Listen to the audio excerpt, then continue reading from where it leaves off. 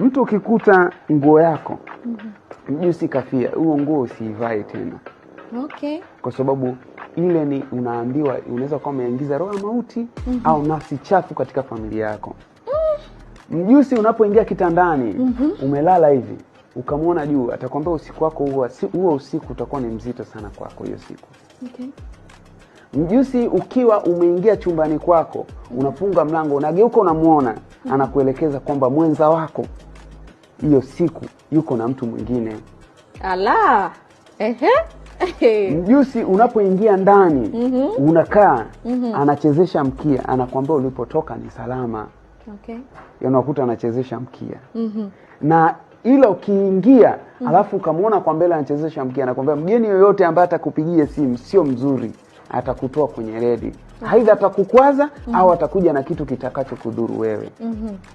Mjusi akianguka mbele yako, ulikuwa safarini unaenda sehemu, hiyo safari iache.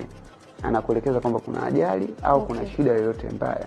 Kwa mjusi wapo aina nyingi, wapo wazuri, wapo na wabaya pia.